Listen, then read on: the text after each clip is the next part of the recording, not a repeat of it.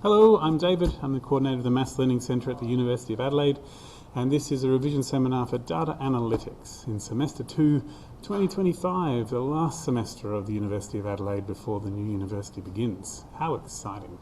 And welcome everybody. I've been given some requests, so I'm going to talk about some of them and we'll just have a bit of a discussion about which ones I want to do. And just to say again, obviously those of you watching this online, you can't interrupt me, but feel free to pause it. And if you have any questions and you are a student of University of Adelaide, then the Maths Learning Centre is open until the end of the exam period. In fact, we're open to the 19th of December in case there's a replacement exam you have to do. So feel free to come and talk to us anytime. We're open 1 p.m. to 4 p.m. Monday to Friday during the exams. And we're open 10 a.m. to 4 p.m. until the exams start. So, yeah. Cool. I will now share the camera. All right. Okay. I'm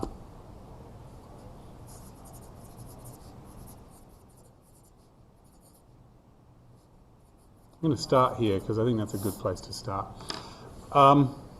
Okay. I do have one question. Do you get to take notes with you? How much? Like double-sided A4, that traditional. Cool, and you get to put whatever you want on there. Okay, cool. And another question, are they providing like the Z and the T tables? Okay, cool. Excellent, this is useful to know. All right, so not everyone calls them a case study. Some people just call them an extended answer question or a short answer question. But the point is, in a statistics exam, and this goes for everyone in all disciplines, there are always in an exam questions where there's a bit of text to tell you all about the story of the data. All right, it'll say, supermarket person is interested in the milk and the sales or whatever. That was one of the assignments, wasn't it? Or it'll talk about dugongs. Cool, thank you, I've got that question. I'm going to write that down.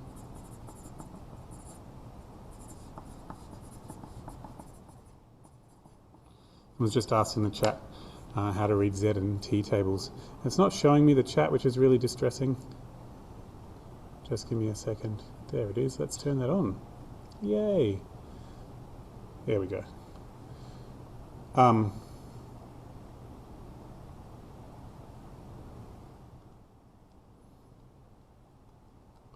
Right. The chat doesn't appear on the video. So those of you in the chat, don't be distressed about that.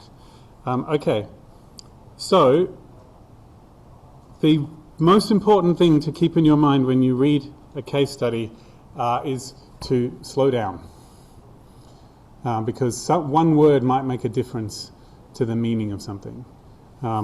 So just some advice. I know it seems like bad advice in an exam to slow down. Oh, let's turn that off. I'm just going to pause the recording for a second. Okay, so slow down and make sure you read all the words and make sure you slow down and allow yourself time to think. As stressful as an exam is, if you try and do it fast, you'll miss something and you'll do it wrong. That's my only piece of advice. Well, I do have several, but that's my main piece of advice. And if you can learn some tips to slowing down, you'll be better. I find taking a few deep breaths is a useful thing to do.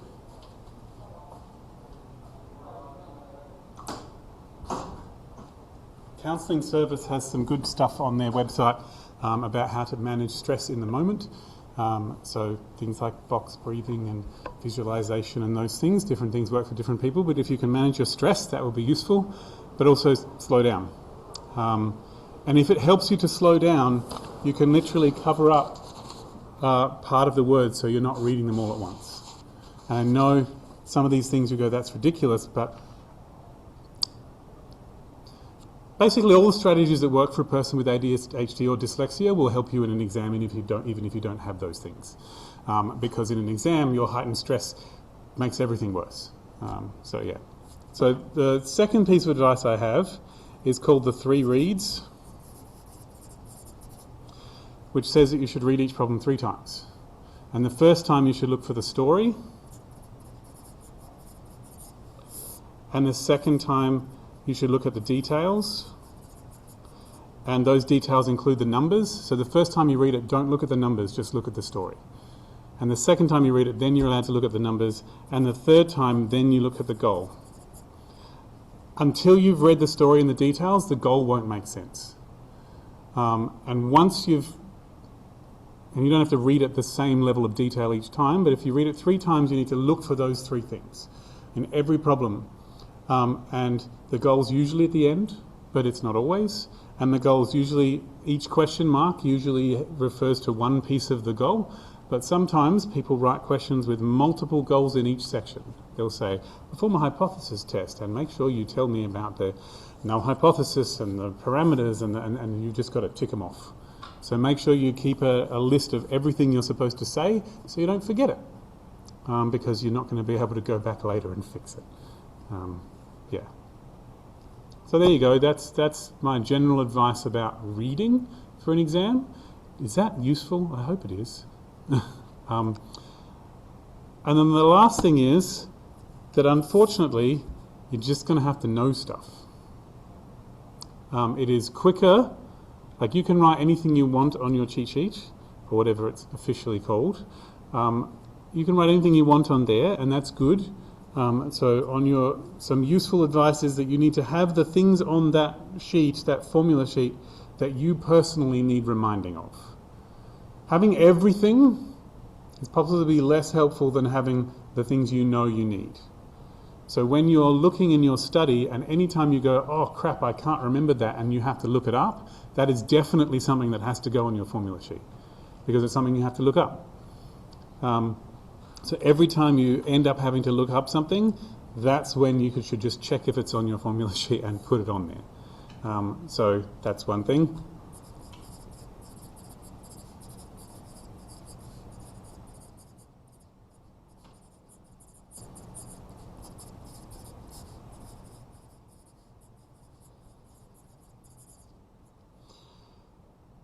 Most people put the literal formulas for t-statistics and that sort of thing, because each of them is a little different. But you don't have to put just the things that are in that formula. You can also put things like advice to yourself. Things like what context different hypothesis tests go with. So there are lots of tables of hypothesis tests that you can find online. Just be careful with things online, because every statistics course has a different collection of hypothesis tests. You guys have about 10, I think. The people in science have 15. Like, there's lots of different ones, and so you've just got to know which ones you know.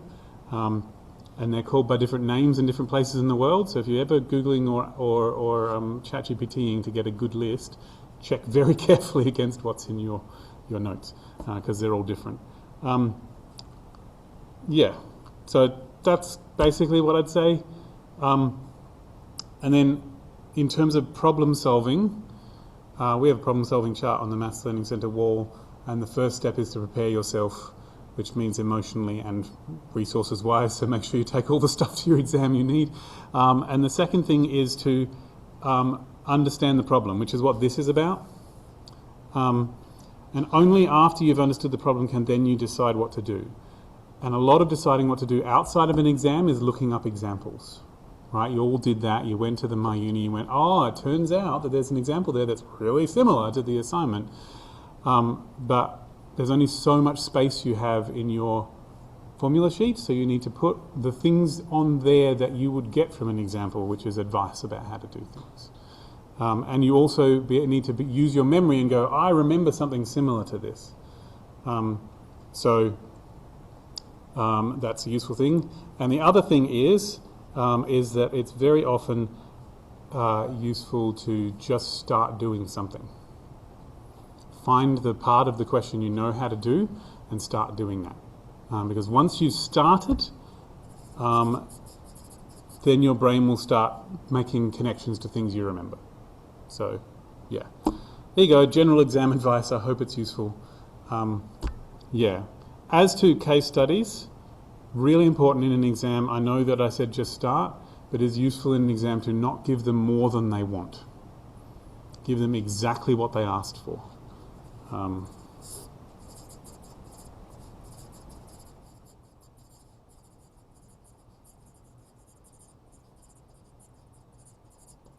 Which is why it's so important to read very carefully, and make yourself and underline the bits that you need and make sure you've got the right number of them.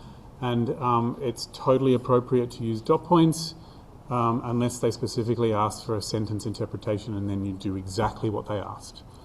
And in terms of interpreting results, there are a few key sentences that you can borrow from the examples you've got. So if they say interpret the slope of a regression, you will always say something of the flavour of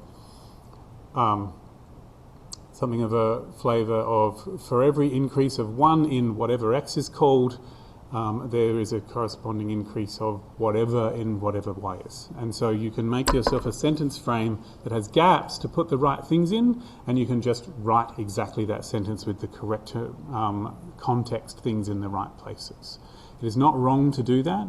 This is statistics, it's not poetry.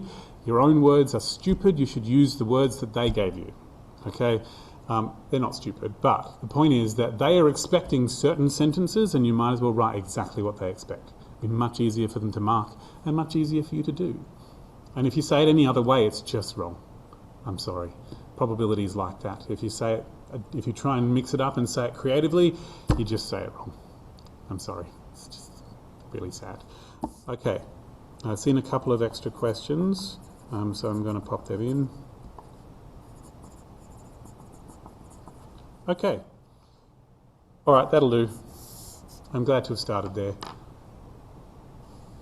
Okay, anyone want to comment on any of that?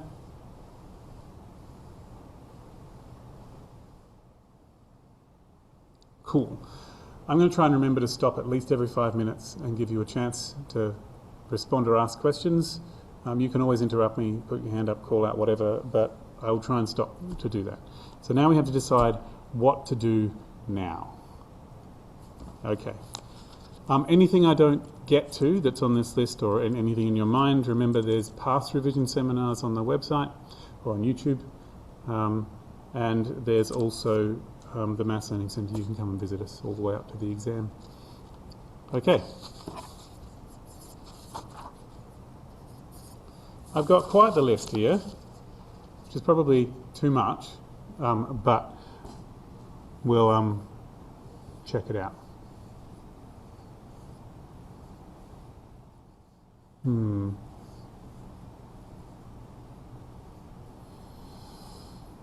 Oh, we did this one. I'll cross that one out. Let's see. Okay. Well, maybe have a quick chat about linear regression, since it's probably on your mind at the moment.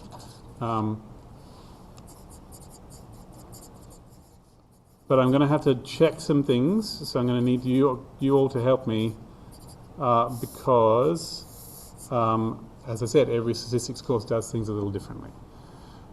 So, I'll be checking along the way to make sure I've got this right. So, almost certainly, linear regression begins with data that looks like this. And there's 2 columns of data.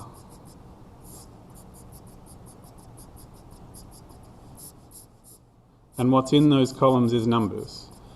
And there's like an X variable and there's a Y variable, something like that.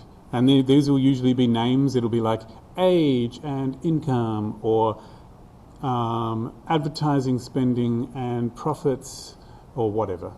So there'll be 2 things. They will not always have an obvious relationship between them. Number of children and spending on eggs, which might have a relationship, but the point is they might be related. And in statistics, the statistics cannot tell you which one causes which one, it can, or if that's even a thing, but it will allow you to predict one of them from the other. That's the goal. So even if obviously the amount of eggs you buy probably doesn't cause how many children you have, you could probably predict it from people's egg buying habits, how many children they have on average. You could predict that because they probably are related, yeah, just not causally. Okay, So that's what the data looks like in Excel. And if you wanted Excel to do a regression, you would have to turn on the data analytics package and do that. But if you wanted to do it by hand, you would have to do a whole lot of things. And they probably told you lots of formulas for how to calculate things. But the main goal is to have a formula that says that y is something, I'm just going to check something at this point, some number plus some number times x.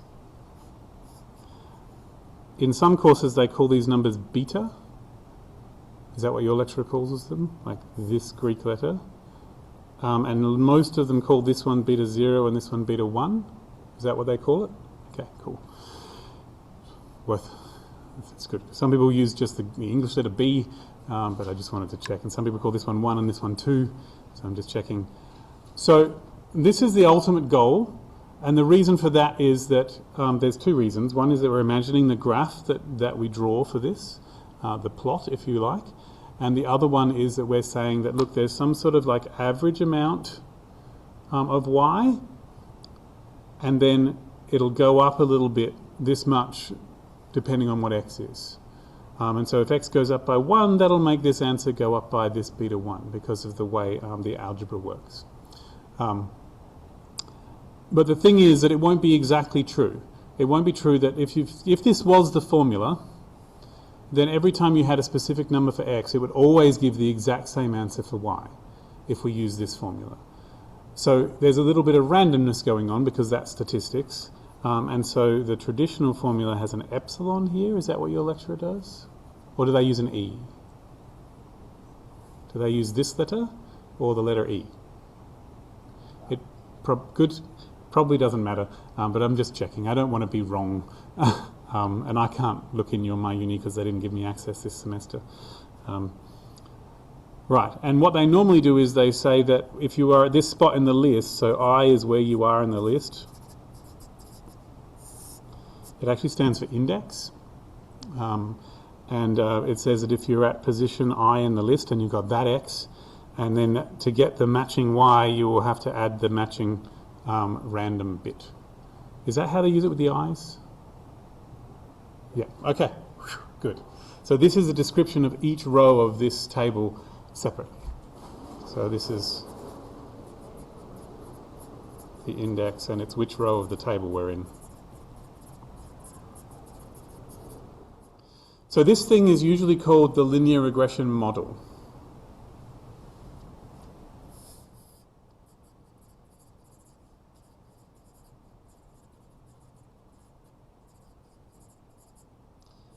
And if someone asked you to write the linear regression model down, you would write this formula. But you would tell them what x and y stand for. So you go back and look at the story and say, oh, well, x is the number of sales in a particular month and y is the number of whatever. So it's perfectly acceptable in, say, an assignment or an exam. If someone says, write down the linear regression model, then you can just write this exact formula and you can say what each letter stands for. And so you'll say that xi is whatever it is, and yi is whatever it is, and you'll say that beta 0 and beta 1 are numbers, and epsilon I is a random error.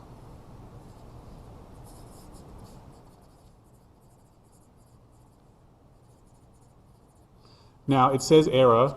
That is a very statistical terminology. It doesn't necessarily mean there's a mistake. It's just what we call it. And the model says, it's all very interesting because there has to be randomness in here somewhere because it's statistics, and the randomness is all here. We don't consider the x's to be random. And the reason we do that is that often the x's are chosen by your experiment. So in science, they would actually specifically have a specific number of a particular amount of particular drug and then see what happens to the y afterwards. And so this x isn't random. All the randomness is here. And so what we say is that the epsilon I is from a normal distribution with mean 0 and standard deviation sigma. And nobody knows what sigma is.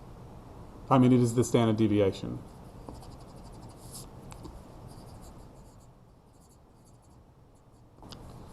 So the important thing is that the average of this error is 0, and that means that sometimes it's plus and sometimes it's minus, so that the 0's in the middle. And the way it looks on paper is that at every particular value of x, you calculate this formula and it produces a line, because this is the equation of a line here. And where it hits the y-axis, that's beta naught. And for every 1 across, it goes up by beta 1. That's how the graph works. Or if beta 1's negative, it would go down. And that's what this line is. But what actually happens, and I'm going to draw a second graph just because it's easier, is that we're imagining that the way the world chooses the value of y is that it first calculates this answer and then it goes up a bit or down a bit. And for this one, it calculates this answer and maybe it goes down a bit this time. And this one, it goes down a bit. And so the idea is that these up and down amounts, they are the epsilons. Epsilon 1, epsilon 2, and epsilon 3. And on average, they're 0. So you should have just as many ups as there are downs. Or at the very least, if you have a really big up, there'll be several small downs to counteract it. Overall, there should be just as many. And these are up arrows and down arrows. I should do them in a different colour. Yes, that's the correct choice. And that's in relation to the actual models line, not in relation to the y-axis? It is. So it is in relation to the model line, the epsilon. What do you mean by the y-axis? Like it wouldn't be, say where you got for that x1, you would say the epsilon I or the epsilon 1 is say 5, you would say that's plus 1 in terms of Yep. Does that make sense? Yep, so the epsilon is how far it is from here. Yeah. So that epsilon isn't this whole distance, it's just how far it is from the line. Is that what you're getting at? Yeah. Yeah, so this distance here is this part of the calculation. And then the epsilon's the little bit extra up or down from there. The thing is, this is statistics, we never know really what the correct line here is. There's no way of knowing for sure. Because the epsilons are random, there's no way of knowing.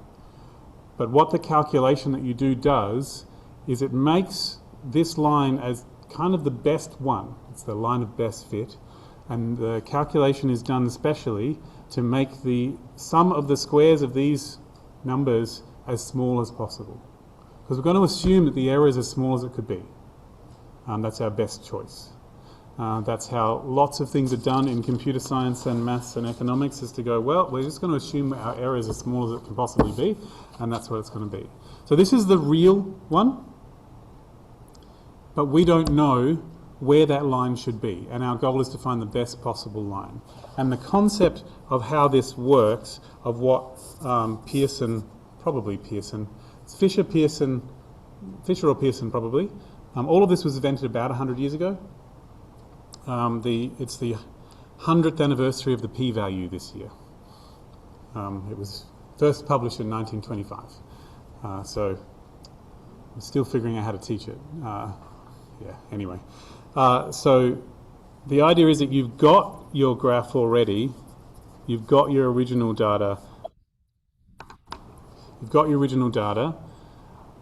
and your question is, where is the best choice to put that line? And the way the system works is that you imagine putting it anywhere you like, say just here, and calculating all those up and down distances, which are called the residuals, and squaring them and adding them up, and going, cool, that's one of my answers for the sum of the squared residuals, and if I put my line here, I get a different answer, and if I put my line here, I get a much bigger answer, and if I put my line, rotate it around, I'll get different answers. And so one out of all of those possible answers for the sum of the squares, residuals, one of them is the smallest. And that's the one I pick. Yep? There's a great and amazingly good question. Why is it the sum of the squares of the residuals? So the first thing is I'm just going to chuck a random line in here.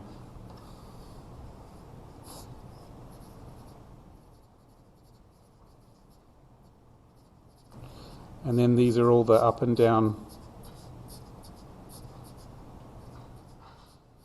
And I'm just going to say I'm just going to write this down before I answer your question.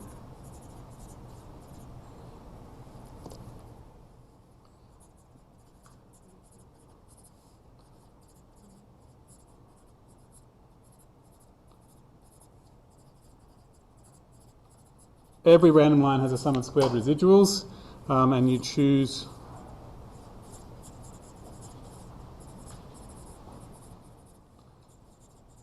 where that SS sum of squares is smallest. So that's why it's called least squares, because it's the least of the sum of squares. Okay, so why do you square them? Well, there's two reasons. Well, there's lots of reasons, but two of the reasons are, one is if you just add up the residuals, it's guaranteed to come out to 0. Oh, well, not true. You are right. If you have chosen the line of best fit, the residuals will add up to 0. Guaranteed. If I put my line down here, those residuals will not add up to 0 because they'll all be positive. But in the middle there's quite a few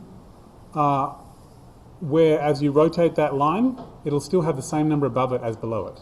If you put this line in the middle here and rotate it, so you need a second way of choosing. So if your line passes through the average of both the x's and the y's, the residuals are guaranteed to add up to 0, which is good. It gives you a good place to put the middle of it, but to choose the slope you need something else. So can I write that down? If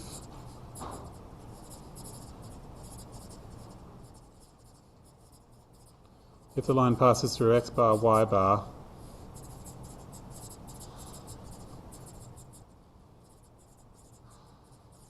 the residuals will add to 0, but that doesn't help us choose the slope.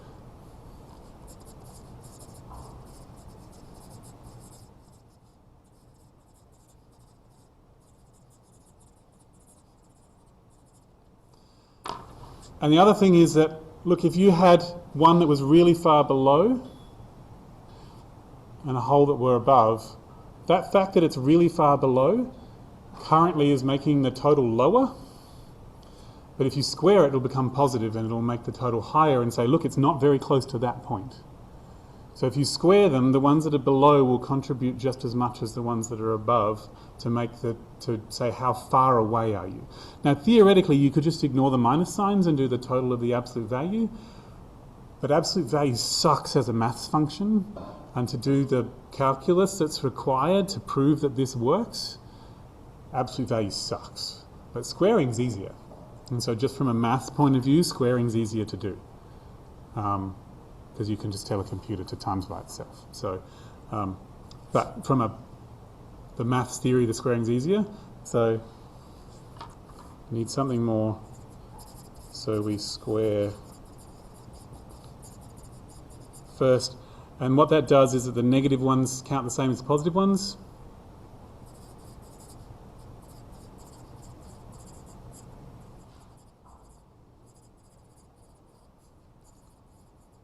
The same as positive, that's going to be bad, but anyway, here we are.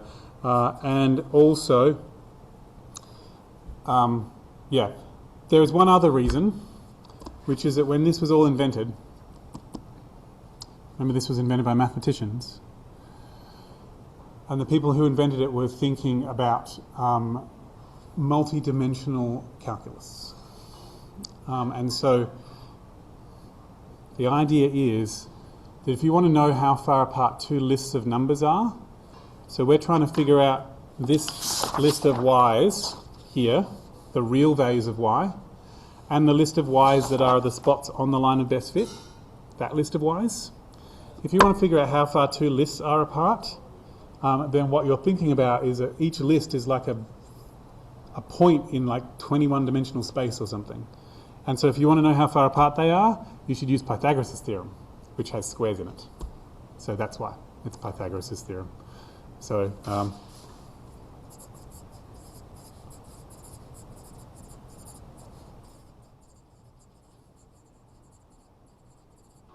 So one of the reasons why when you do the standard deviation, you square things and you add them up and then you do the square root is because that's how Pythagoras' theorem works.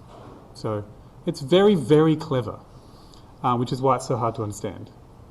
When you use residuals, Yep. what is the difference between The errors are the residuals from the correct line. The residuals are the errors from the line you found today. But nobody knows what the real line the universe is using for all possible data. We only have the line from our data. So the errors are the residuals from the true line for all possible data that could ever be, and the residuals are the residuals from today's line. That's the difference.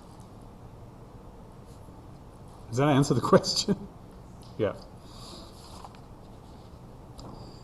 Yeah. So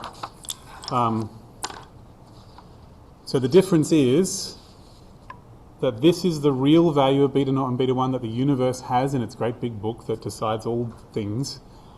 And when you calculate it from your data, they'll normally have hats on them. Is that how your lecturer does it, with hats? Yeah.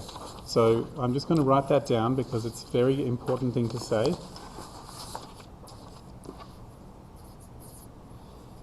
So the true line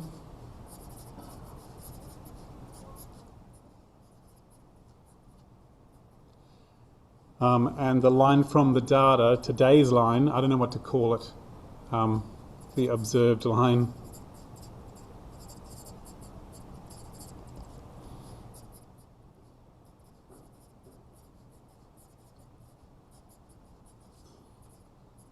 And that's the residual.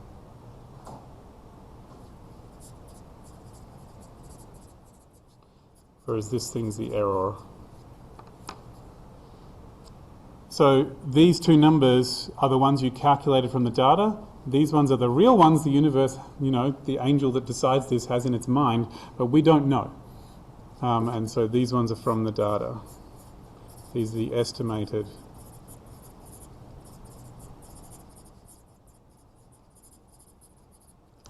From the data. And some people write it like this, that yi hat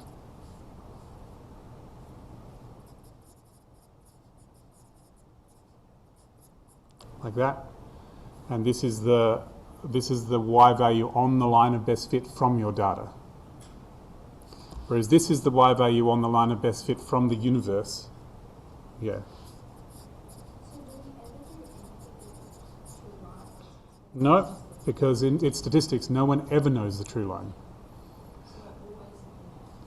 So we're always looking at Yes, you're always looking at this.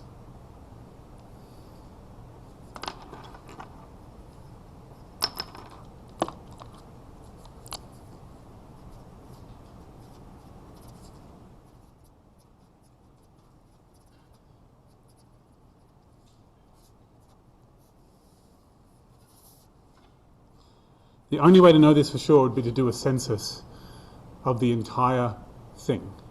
Like, if you have the whole country's data and you're doing something about Australians, then you can do it from the census.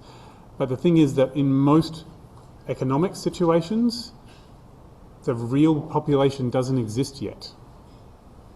Because it's about future sales, right? It's about sales that haven't happened yet. And like in medicine, it's about people who haven't been born yet. So in most statistics, the population doesn't even exist. It's just something you imagine. So, yeah, I find that philosophically interesting.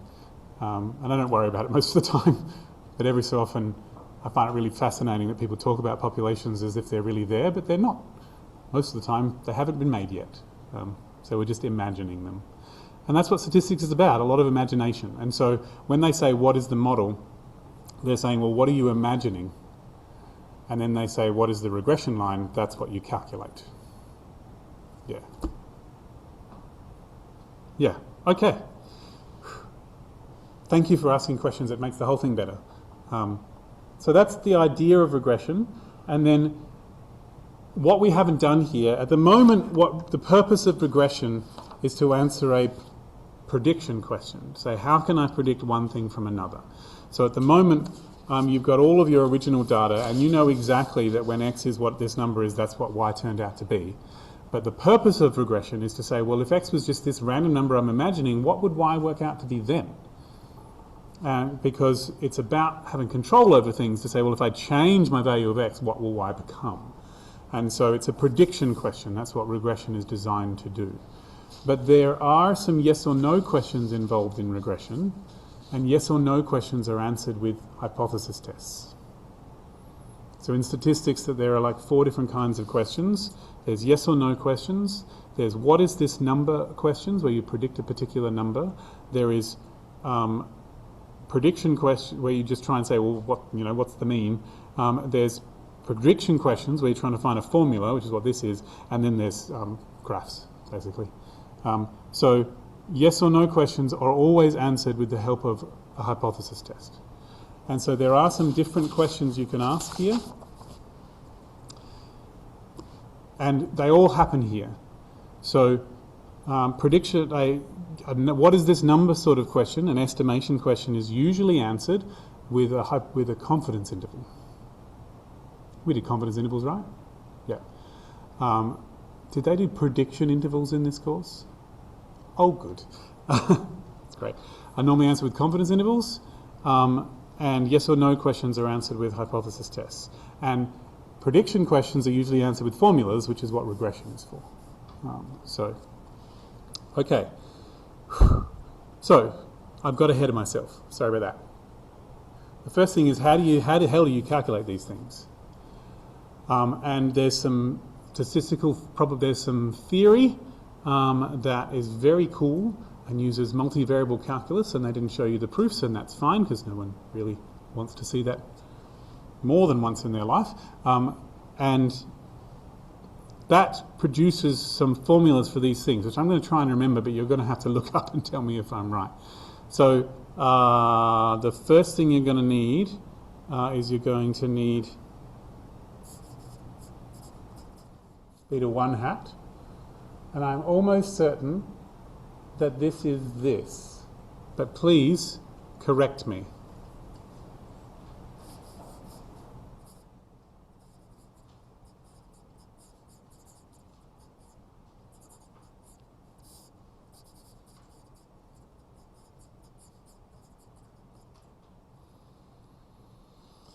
Nope, that's the correlation coefficient. Sorry about that. Someone's just going to have to tell me what it is. I think it's SXY over SXX, but I could be wrong. SX squared over SX squared. Yeah, I reckon there has to be a Y in there somewhere. Yeah, SXY over SX squared, I think. Something like that. Maybe SXX. That's what I have written. Okay, I was right. So the S stands for sum of squares, or just sum. And this SXX, so the S stands for sum, and the mathematical symbol for sum is the Greek letter sigma, which makes an S sound in Greek. That's the capital sigma. The lowercase sigma is the one that we use for standard deviation. Don't get me started.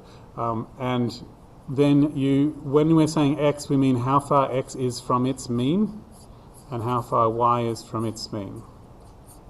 And then SXX is this.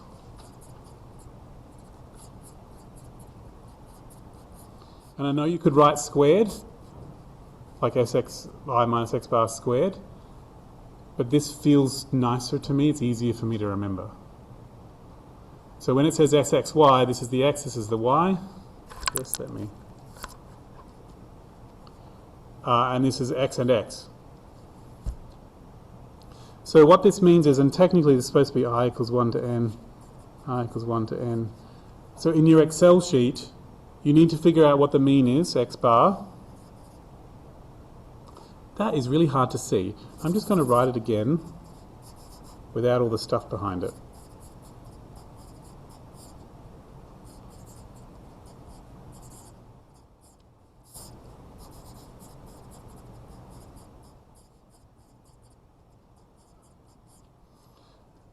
So this could be xi minus x bar squared if you want. It's the same thing. So what this means is for every individual x, you have to take off the mean. And for every individual y, you have to take off the mean. And then you have to multiply them together individually for every individual row and then add them up. And this is for every individual x, you take off the mean and then you multiply that by itself and add them up. And then those two answers, you have to divide them. And if you had Excel, you would do this with the sum product command. And there's actually a sum of squares command as well in Excel, especially for that. Or literally you could calculate this in every position and then square them in every position and then add them up. So you get to choose how you do that if you're doing it in Excel. In an exam, obviously you won't be doing that because you won't have Excel, but they will tell you probably what SXY and SXX are and ask you to figure out beta 1 hat from there. And this is a magic trick. It's amazing, like that this works out to the correct answer.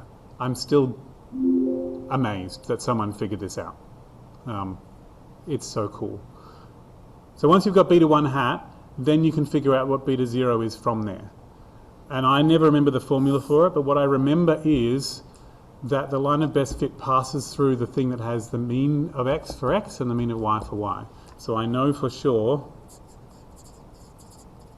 that y bar is beta 0 hat plus beta 1 hat times x bar. So that equation that you have here, if you put y bar and x bar in here, it'll work. And so what that means is that beta 0 hat is y bar minus beta 1 hat times x bar. But I never remember this formula, but I can remember the equation of a line and put x bar and y bar in there instead. So that's how my memory works. I try and remember things based on other things that I already remember. So, yeah. And so this is telling me that the line of best fit definitely passes through the point that has the mean for x and the mean for y. So that's why when I was drawing this here, it definitely passes through like that middle point. Average all the x's, average all the y's, there's a point somewhere in the middle and it will go through there, and depends on what the slope is as to whether it'll work, but this will always work for every beta 0 and beta 1. And it also works for the original one as well. Yeah. Well, it might not go through x bar and y bar, it will go through the true mean of the x's and the true mean of the y's. Or, yeah. And so once you've figured out this, then you can figure out beta 0 from beta 1. That's how I normally do it. So that's the advice, is always figure out beta 1 first, hat, and then from there figure out beta 0. But in an exam, I can imagine a lecturer telling you what beta 1 hat was and then saying, what's beta 0? Like only getting you to do half of it because there's just not time to do all of it. So that's just a classic. Yep. So when you mentioned that SXY over SX squared is also equal to what you put in there. Mm-hmm. In our PowerPoint slides, SXY is equal to like xy minus x bar y, but minus y bar over n minus. Oh, for the sake of all that is holy, you're right. Thank you. This is why I need you guys to check things. So the official version is that this is over n minus 2? N minus 1. N minus 1? Cool. Classic. And this is also over n minus 1. Is that right? The SXX?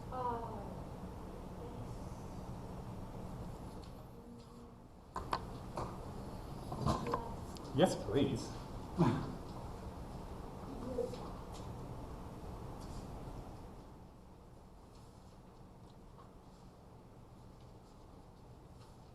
Oh, okay.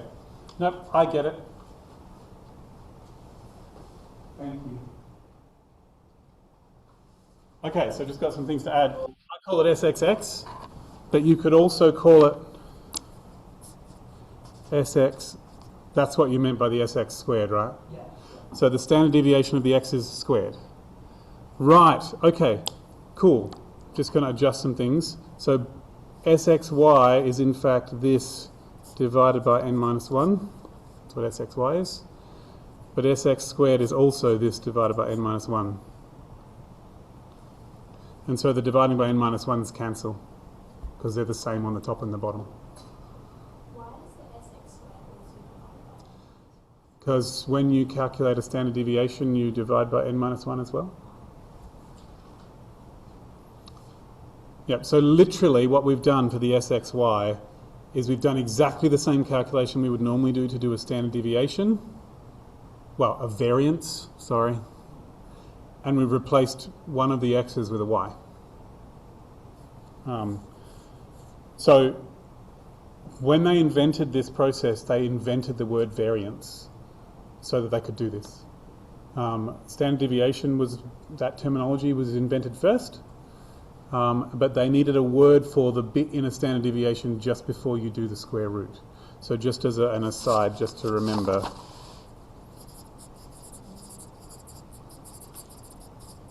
standard deviation is the square root of 1 over n minus 1, the sum of xi minus x bar squared, like that. And so that n minus 1 is part of the standard deviation. Yeah. And there are really important statistics reasons why, and probability and multivariable calculus reasons why it's an n minus 1, not an n.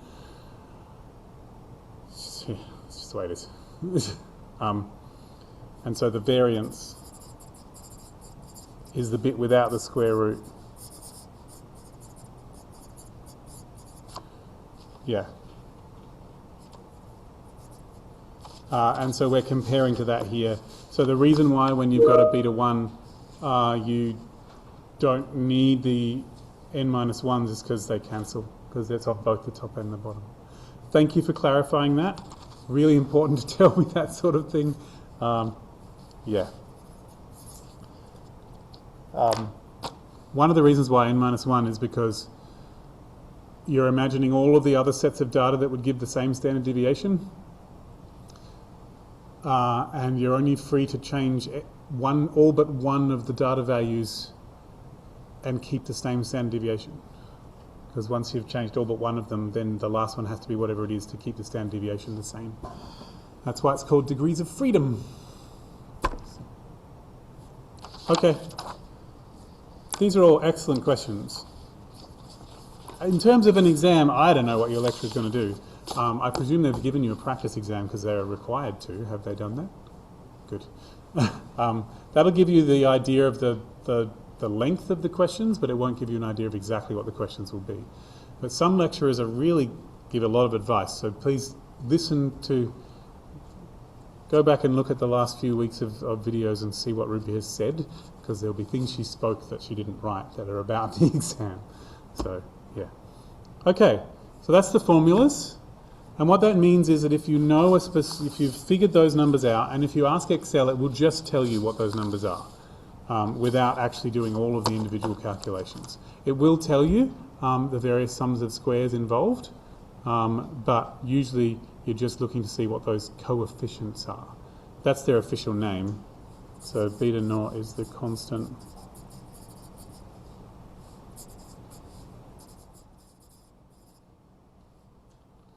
And together they are called coefficients. Whether they've got a hat or not. Okay, so if someone asks you to interpret a slope, then what that means is you'll say, you have to use the word on average in there somewhere, and what you'll say is,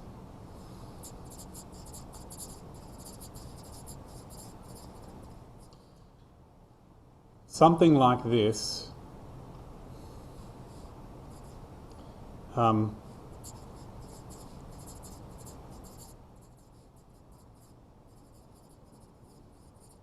For every increase of 1, whatever it's measured in, whatever the units are, in whatever x is,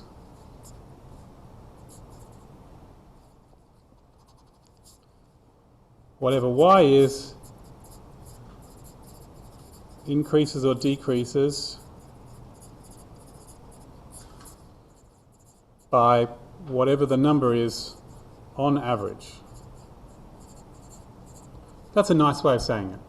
For every increase of $1 in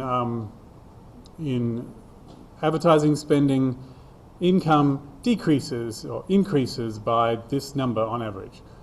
You can put whatever the words are, it goes in these spots. It's like a copy pasta, like meme. You just put things in the right holes, and that's how to say it. There are other ways to grammatically arrange this sentence that will also work. You do have to say something like on average, because if you don't say it, it's technically wrong, because it doesn't always increase by that much. Technically, it has to be an on average. Yeah, and that's an interpretation of the slope. Yeah. And just this is why it's so important to go back and look at the details when you were doing your 3 reads to say what is X and what was it measured in. Was it in dollars? Was it in thousands of dollars? Was it people? Was it children? What is it? And go back and look to see what it's measured in. Well, and this should have a unit as well. So if this is in dollars, you'll put it in dollars here. So you need to be careful about making sure the units are in there, because that is the full context of the story.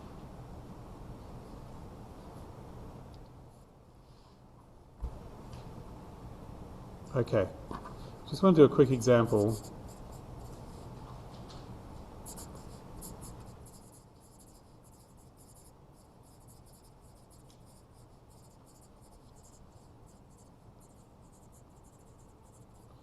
Linear regression was done between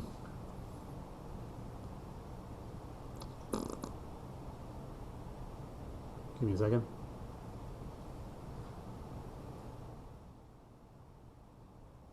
Yeah.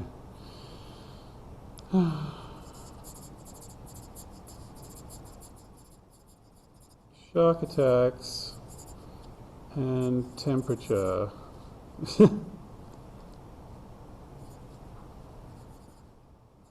In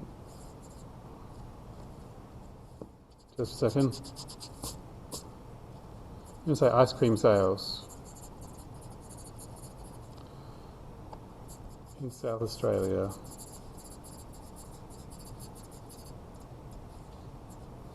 And my ice cream sales are going to be in,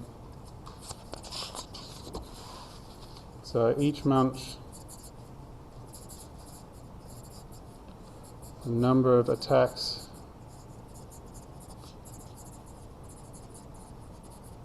was recorded, and ice cream sales in $1,000. Okay, cool. Those two things are related, not causally. Something else causes both of them, which is it's more people being out in the sun, in the water. And I'm just making this up. This is all pretend stuff out of my mind. This is just a classic example. And so we can say, and I'm just going to say that the regression was already done. Okay?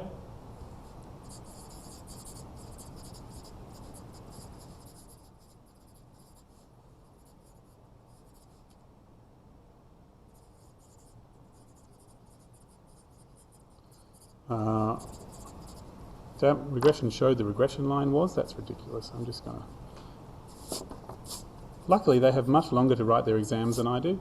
The regression line was...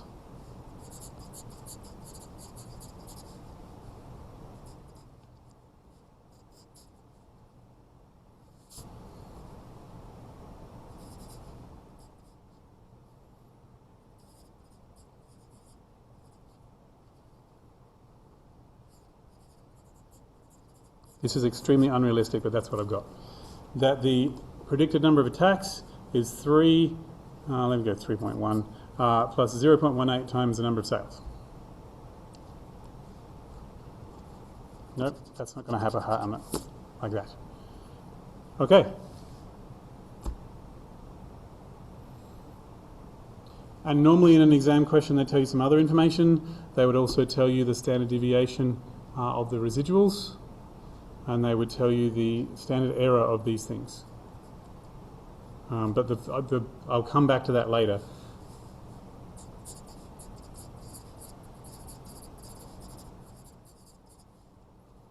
So A, if ice cream sales was $50,000. Oh, this is going to be so bad. It's going to be so bad. It's not realistic at all. So it was $50,000.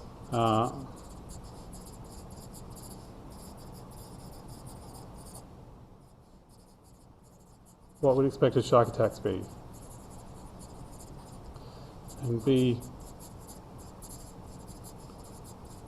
interpret the slope. Okay. So if I was going to do that, so ice cream sales is $50,000.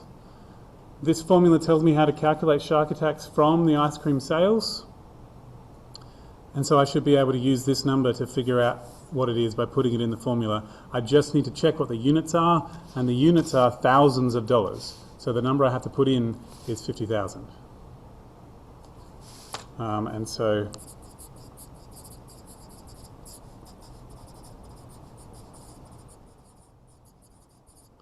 I don't put in 50,000, I just put in 50 because it's measured in thousands of dollars. It's a really important thing that people do badly in an exam. And this is going to be totally unrealistic. So 3.1 plus 0.18 times 50 is 12.1 shark attacks.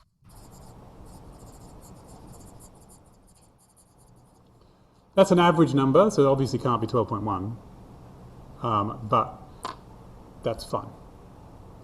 It's okay for something that's a whole number to be an average. And I will say my calculator is clever enough to know what order to do addition and multiplication in, so I don't have to worry about putting brackets in. It will always do times before plus, so that's fine, which is what this calculation is supposed to be. So this is written in such a way that the order of operations says that times is before plus, so this multiplication happens before this plus. So just in case you're wondering, so please don't do this sum and then do equals and then do times 50. It's supposed to be this first. And then part B, I would say that I really should have put, anyway, I'd put the on average first because I forget to say it if I don't do it first. So on average, an increase of $1,000 because it's one of whatever it was, whatever the unit was, in ice cream sales.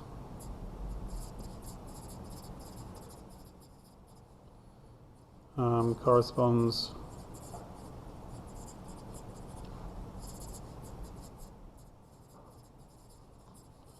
.18 shark attacks.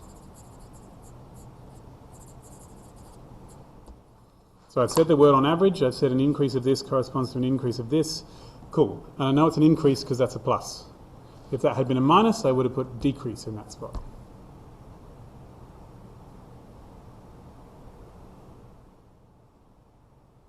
And it's allowed to be a fraction of a shark attack because it's about averages, so that's okay. Yeah. Rightio? Cool.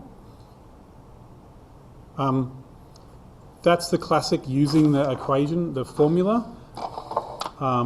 And then there are other things that you would need to do which are hypothesis tests. So there are hypothesis tests that go with regression, and they answer yes or no questions. All hypothesis tests answer yes or no questions.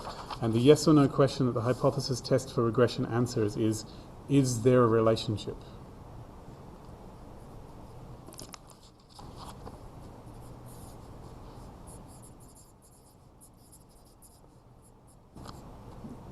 Technically, there is another question you can ask. There are two hypothesis test questions you can ask. You can ask, is the slope equal to a specific number?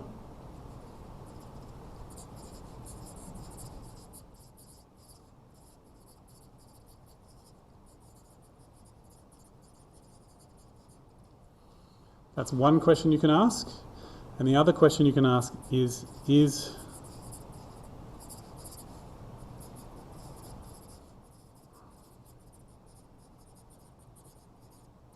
there a linear relationship?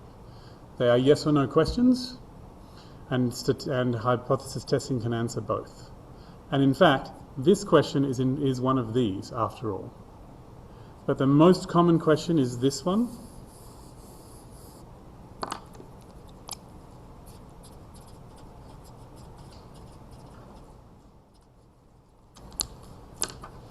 So, is there a linear relationship, asks the question, is the slope 0? Because if the slope was 0,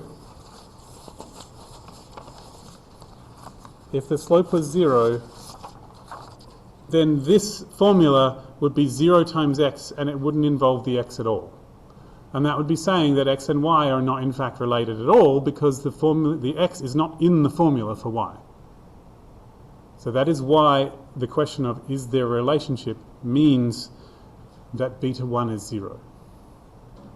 Because if beta 1 was 0, then there's no relationship between x and y, because x isn't in the formula after all, because we're timesing it by 0. So that's why. So this one is the most common, and it's also the same as, is beta 1 equal to 0? That's what that question is. And this fits with the flavour of how statistics is done. Most research questions don't have numbers in them. You'll say, is there a relationship between x and y? Between ice cream sales and shark attacks? Or, is there a difference? Or are these things related? They're usually that sort of question, but to turn them into a statistics question, you actually have to say, is this number a specific thing? Or are these numbers equal? So you have to do statistics, you have to turn your question, which was vibes, like is there a relationship, into something about numbers. So we have turned this one into about the number beta 1. So is there a linear relationship is the same as asking, is beta 1 equal to 0, which is in fact this question. And if you want to answer a question about whether the slope is equal to something, then you have to do a hypothesis test. And that hypothesis test requires you to do a test statistic. And a test statistic requires you to know a distribution. Damn. And in this case, the test statistic is a t. Is that right? Does that sound familiar? Cool. Is a t. In general, if the thing that you're trying to see changes in response to anything is a number, you're always going to do a t. Unless you know the standard deviation. But nobody ever knows the standard deviation. Unless they explicitly tell you what the population standard deviation is, you will always be using a t for a numerical outcome. Z is normally reserved for proportions. So the test statistic is t. T for test, if you will.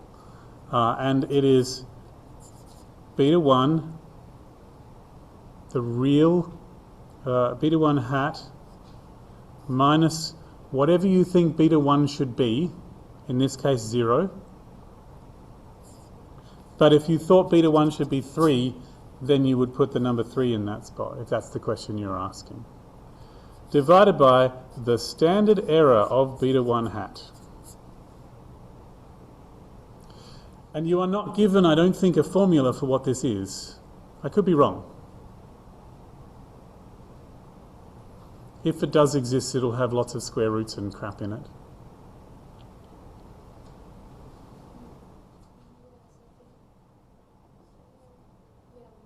Of course you were. Yay for you. If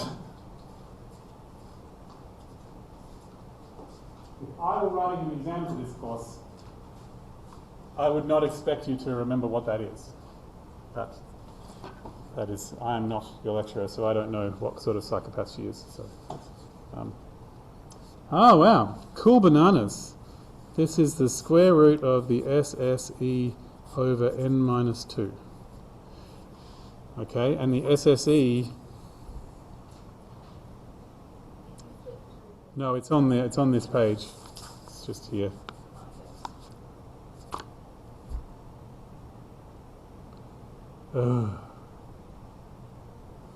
Sure.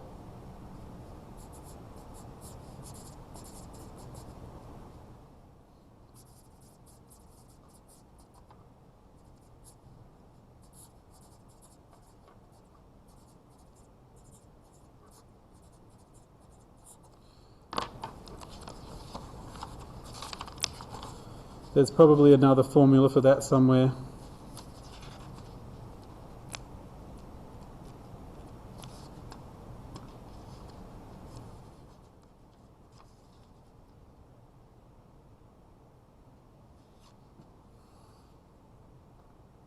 There are other formulas for it too. It could also be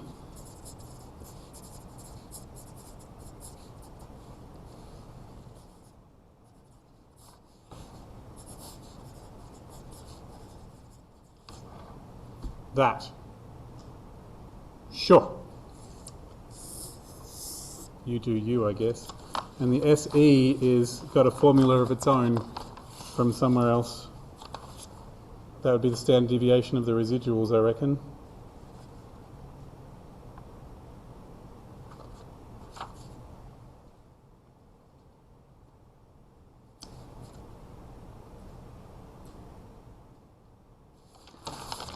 Everything has like 4 formulas, which is really frustrating, and that means that you have to know them all in case they tell you information about one part of it and expect you to figure out the other one. So it's one of those things.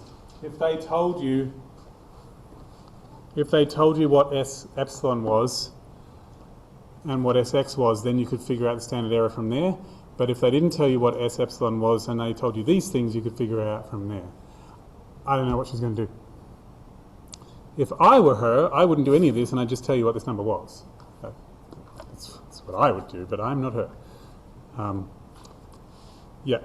But all test statistics for t look like that. They'll look like something, a fraction. It'll have something involving a square root on the bottom, and it'll have an estimate on the top. So because this test is about the number beta 1, it'll have a beta 1 hat in the formula. Whereas if your test was about a mean, it would have a sample mean in the formula.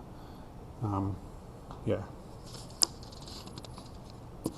And then that test statistic, the distribution, is a t distribution with the degrees of freedom being n minus 2. So traditionally, an ordinary t-test has its test statistics, degrees of freedom being n minus 1. When you do a regression, it's n minus 2, and that's because it's a two-dimensional picture. Like there's 2 variables involved, 2 parameters involved in the formula, a beta 1 and a beta 0. So even though you're not technically using the beta 0 in this formula, it's still part of the story. And so you have to take off 2 for the 2 things. Whereas when you're doing a test for a mean, there's just the mean, and so you take off 1. Yeah. Ugh. Or if you believe Fisher, who was incredibly smug and loved his multi-dimensional geometry, it's the dimension of the perpendicular subspace. But, you know. And he would say that sort of thing to agricultural scientists and think that that was helpful. Famously smug man was Fisher. Not a fan. I don't know if you can tell that. If you're gonna stand any figure in statistics of the 20th century, then you should follow Gossett, who invented the t-test. He's a great guy. He published it under a false name so that anyone could use his research, even though it technically belonged to the Guinness Beer Company. Accepted an award for contribution to statistics by saying, "Oh, thanks, but someone would have figured it out eventually." So I like Gossett. Yeah. Yeah. So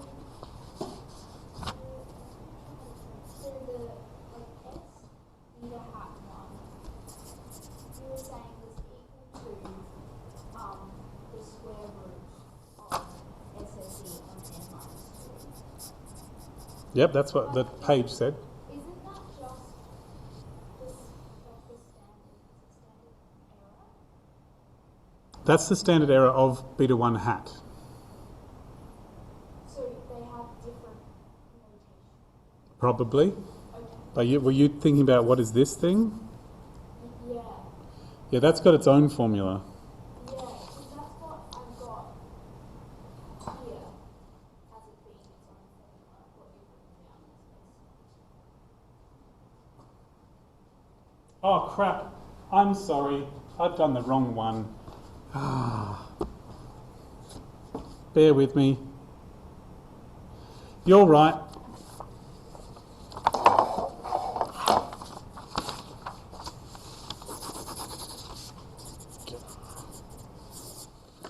Okay. So this is what SE, that's what that is. I'm just going to read, I'm going to take my own advice from the first 10 minutes and slow down. Slow down. Okay. So they call this the standard error, which is very unhelpful as a terminology because beta 1 has its own standard error and beta 2 hat, beta naught hat has its own standard error. This is the standard error of the residuals.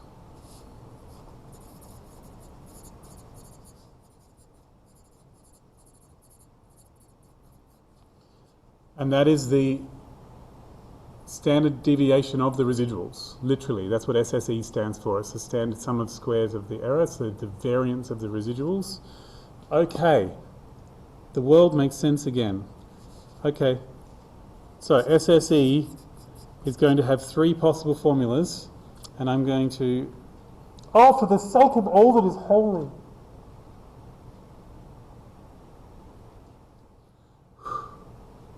I'm fine. It's okay. Right.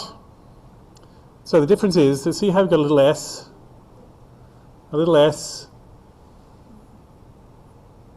will always have a square root in it somewhere, and a big S won't. Like a double S like that won't have a square root. It'll be the sum of squares, but a little s will have a square root in it. And the little s will be divided by something, divided by like an n-1 or an n-2 or something like that, but a double S won't. That's the difference. Just want to point that out. I need something to hold on to. I mean, you do too. I don't have to do this exam. If I were, I would need something to hold on to make sure I was getting it right. Because you write it all on your cheat sheet so that it is correct, but it's useful to have something in your mind so that you know what you're looking for. So SSE is the sum of squared something. So the most basic and fundamental definition is it will be the sum of something squared. And the thing that is the sum of something squared is the residuals.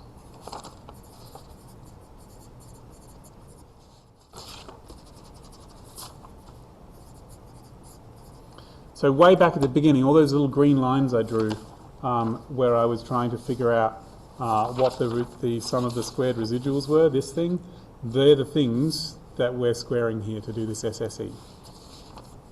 I'm just going to be absolutely sure on this. Give me one moment and I'll go back a couple more pages and just be sure.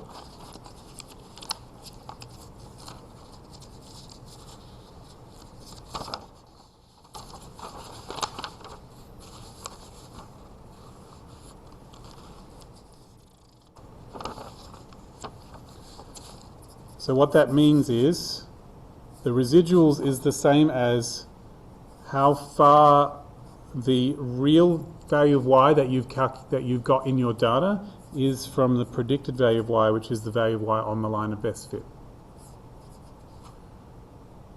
These are the same thing. This thing here is the residual. So this is the value of y from the data. And this is the value of y from the line of best fit. Okay, and there are other calculations that work out to the same thing. And it turns out that it works out to this.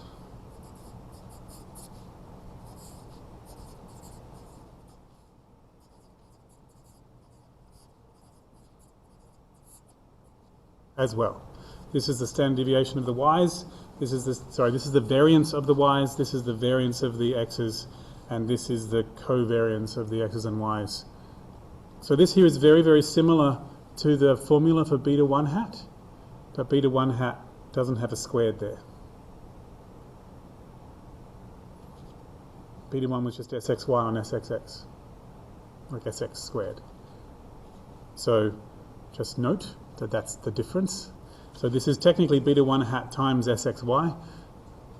but whatevs. There's so many formulas for these things. And there is a way of doing this that is in fact, no, that's fine. And then, so each of these, just to be clear, Sx squared is 1 on n minus 1, the sum of xi minus x bar squared. Sy squared is 1 on n minus 1, xi minus yi minus y bar squared, and Sxy is 1 on n minus 1, sum of xi minus x bar, yi minus y bar. That's what those three things are. And that's one of the reasons why we times by n minus 1, to make all these dividing by n minus 1s go away. Yeah. Okay. Just give me one more second to make sure I've got my formulas absolutely correct. Yep, okay. So you'll notice that this thing, because it's a double S, doesn't have a divide by n minus 1, doesn't have a square root. The little s does. Okay. Right. I'm sorry I got that formula wrong before. I'll leave this here in case, so don't forget it. Right.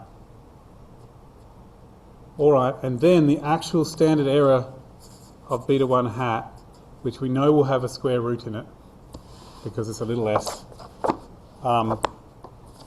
according to this,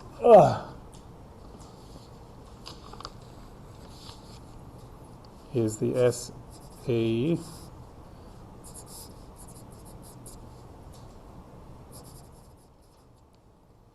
is that.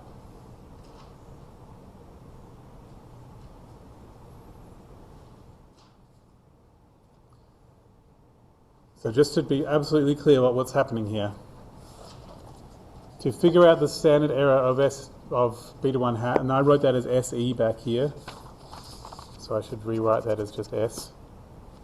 To figure out this thing, you're going to first have to figure out SSE, or you first have to figure out S epsilon, and to do that you have to figure out SSE, and there are 3 different options for how you can do that. These ones are the same, and they can only be done from the original data, and these ones can be done from information that's calculated from the data that someone could tell you after the fact.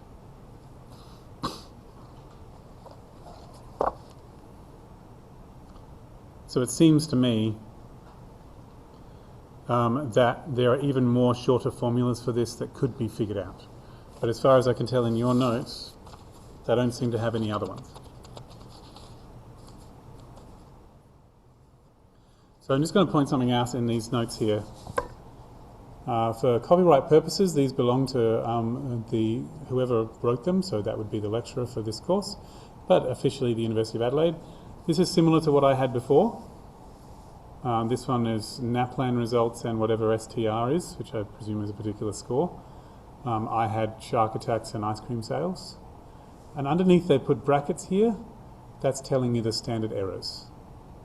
So this S beta 1 hat in this thing worked out to be 0.52.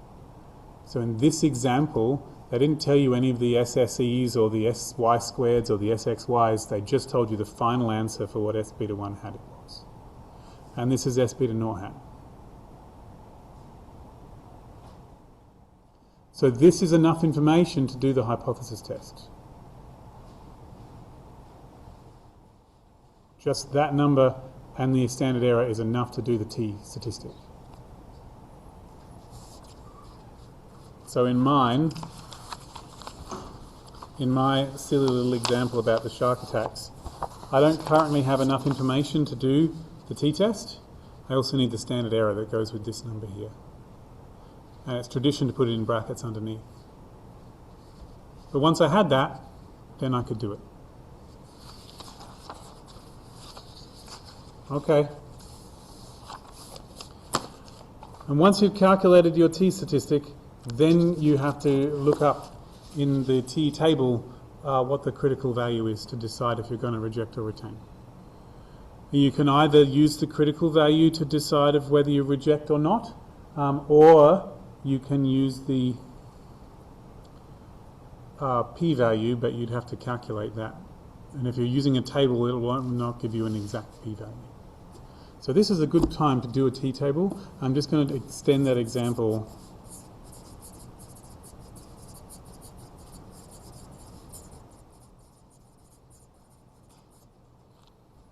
I'm just going to write it down again so that we don't forget.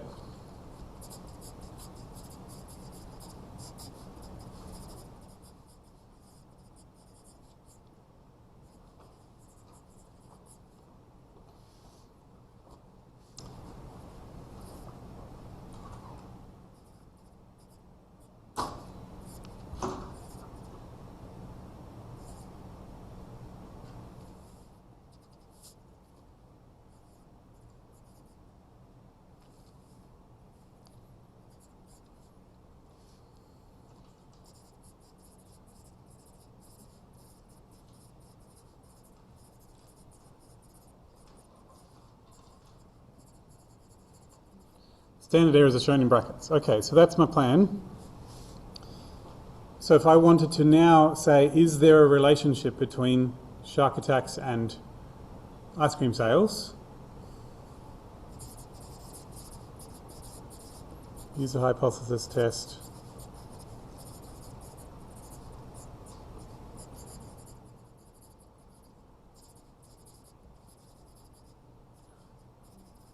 A relationship between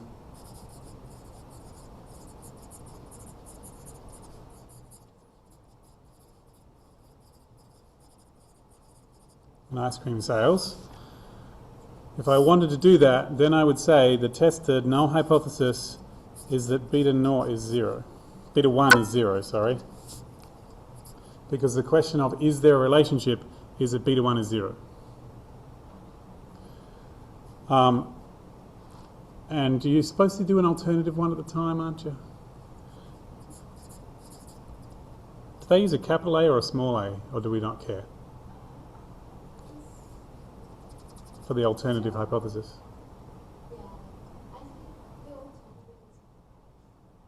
One? H1? Of course it is. Over in, they just use the word letter A for alternative. Over in the other course, in the sciences one. Cool. H1.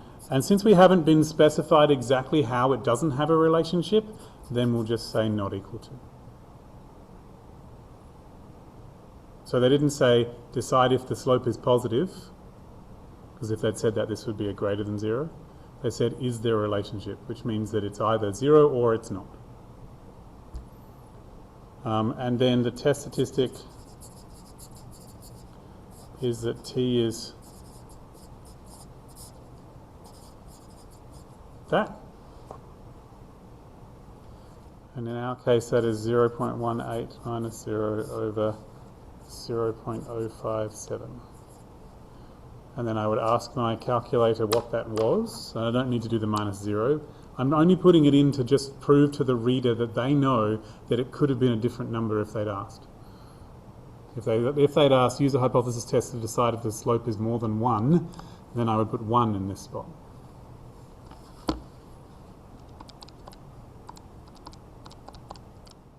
Oh. 3.158. Now I know immediately that I'm going to reject that, because if a t is more than 2, you're automatically going to reject. But you're supposed to look up in the t-table for the correct distribution. And so the distribution is t with the degrees of freedom being n minus 2, and they didn't tell me how much data I had. Damn it. No, where they is me, because I made it up. I'm just going to put n minus 2. If it had been based on 30 years of data, then I'd make this 28. If it was 20 bits of data, it'd be 20. It would be 18. If it was 17 bits of data, it'd be 15. It's n minus 2. But that didn't tell me what it was, so I'm just going to look that up. So you would have to go to the row in the t-table that goes with that number. I should really do that. Note.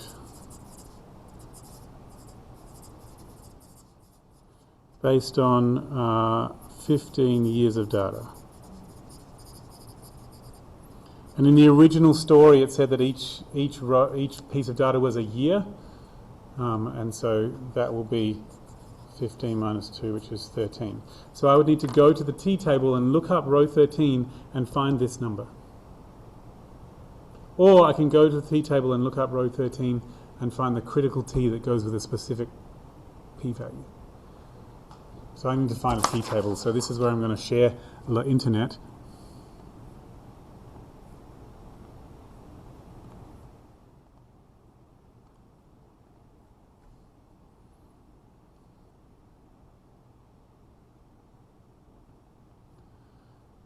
Oh, too many windows. Now, we have to find one that looks like the one in your course. Does this look like the one in your course? We've got degrees of freedom down the side. I've got cumulative probability, one tail and two tail. Does that how yours looks?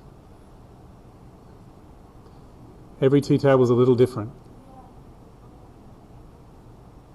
I don't have access to your course, so I can't know. Yeah. But the point is, I've got 13 degrees of freedom, so I'll come down here to row 13. That's where the 13 degrees of freedom are. Of course, that would be too easy. So there's 13 there, 13 degrees of freedom. That's why it's got a DF here. And then I will go and find my number 3.158. 0.1. It's in here, between these two. 3.158 is between those two. So that when I go up here, that's telling me that there's that probability on the outside. So I'm just going to draw a picture of what's happening. I'm going to have to switch between my two views. A t-distribution looks almost like a normal distribution. This is not, this is a hand-drawn thing, so nobody cares. And this is my 3.158, which is actually much further out into the corners than it should be, but this is close enough.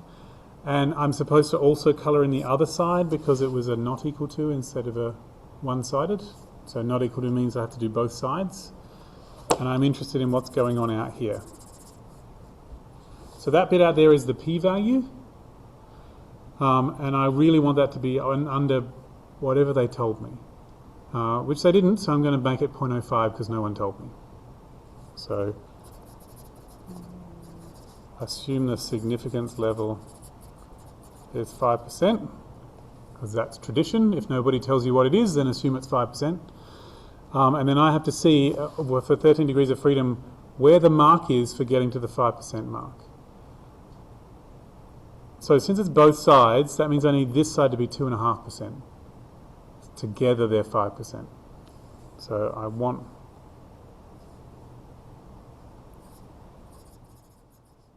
the p above under 2.5%. That's what I want. Okay. Well, that's what the t-table's for. Let's look at row 13 of the t-table.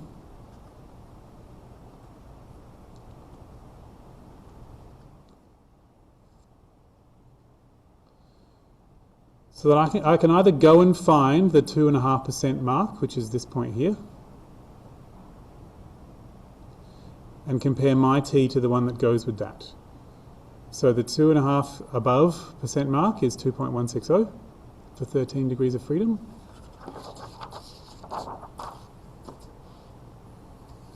So in the t table, I know that you can't see this, but I just want to keep looking at this. No, I'm not. T.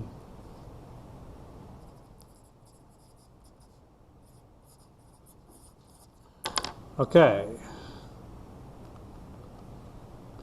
So in the t table, t at the 0.975 mark, which means it's 2.5% on the outside. So when they draw this number, that means that that's on the left-hand side. That this bit here is 97.5%, which means there's 2.5% over here. So this is a 2.160. And my number, 3.158, is further out.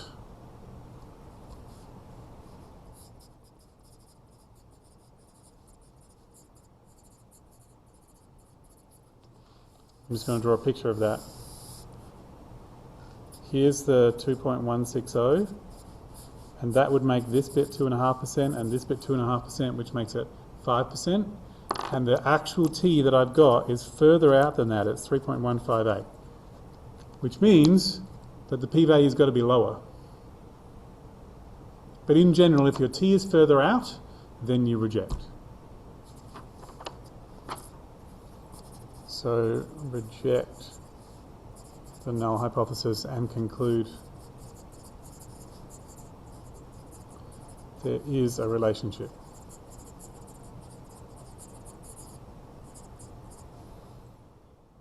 We don't conclude that ice cream sales cause shark attacks to change, because that's patently false. We just conclude that it's possible to figure out one from the other approximately. They're related. Or you could have done it this way.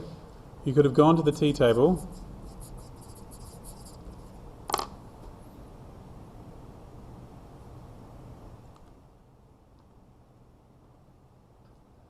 and found your number, which is between these two.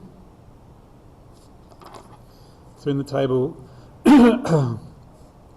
t for 0.995 is 3.012, and t for 0.999 is 3.852.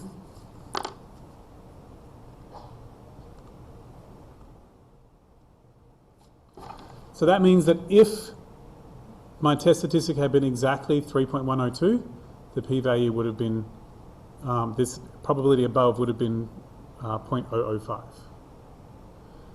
And if it had been exactly this, it would have been 0.001. And it actually said this was the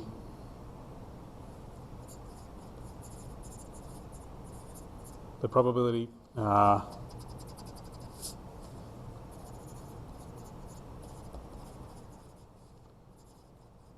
probability above 0.001. If that's what it was, it would have been 0.0005, but we'd have to times by 2 to get the other half. If it had been this, it'd be 0.001, so we'd have to times by 2 to get the other half. And so my p-value's got to be between 2 times this and 2 times this. That's how it would have been done. So we've got 3.012, and that has 0.005 here and 0.005 here, and the p-value would have been 0.01. And if it had been this, 3.852, that would have been 0.001 and 0.001, and so the p-value would have been 0.002. And so therefore, the p-value is actually somewhere between these two numbers. We don't know which one it is. So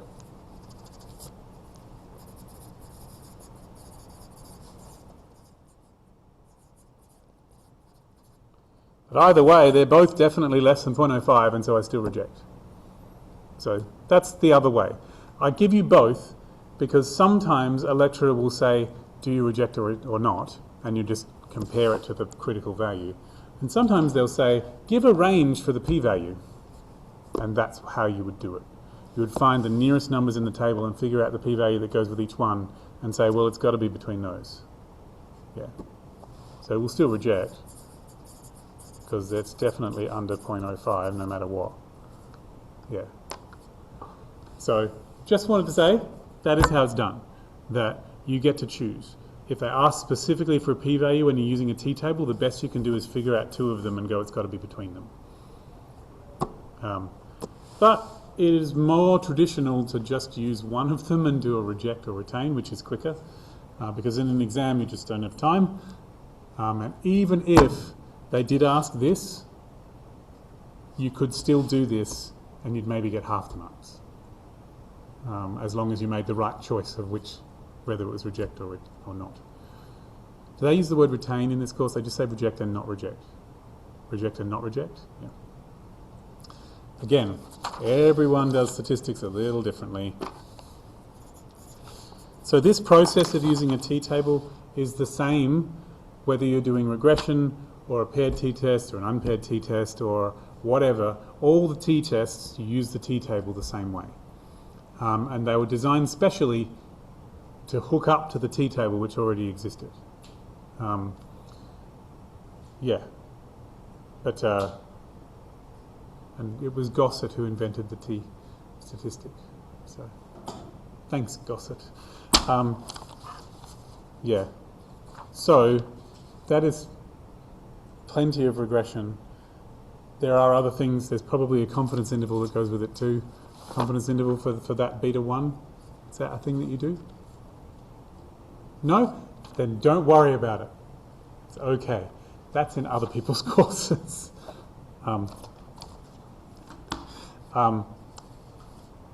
Cool. All I'm going to say is if you've watched this video and you have more questions, just come, or if you've been here and you've had more questions, just come and chat.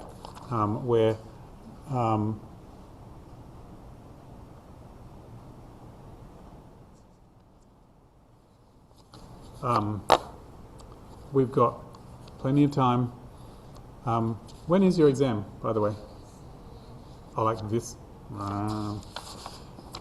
We're open 10 a.m. to 4 p.m. all week. So just pop in any time. The economics tutor is also there on Tuesday, Wednesday, Thursday. Not in the Maths Learning Centre, but just nearby. Yep, pop in any time. I will be in revision seminars all the way until Wednesday, but I'll be there on Thursday, and I'll be online on Friday. So just if one of the staff goes, oh, not too good on data analytics, say, is David there, and I'll come. Okay. Yeah, but they're all really good at interpreting what your notes say and what your slides say. All right. And we will happily talk about anything and happily say how we would deal with it if we were in the exam. Anything is fair game, except we just don't know what's in your lecturer's head. That's the only thing we don't know. We weren't there when she wrote the exam. Sometimes I wish we were, and we could say, no, don't do that question, that sucks. But people in the past have come out of Ruby's exam and said that was all stuff that we'd seen before. So that seems like the sort of thing she does. So if she does do random things you've never seen before, I apologise, but she doesn't seem like that sort of person.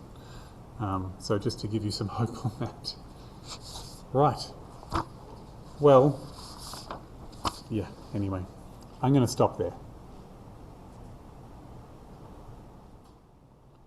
If, yeah, it's been an interesting semester. I wish you clear thinking and calm nerves for your exam, and to not forget anything that you needed to bring. Yeah. Cool. And that clock is still on not daylight savings time. Probably because it's way too high. All right. Thank you so much for asking questions, though, and for checking against what was in the notes. That was useful.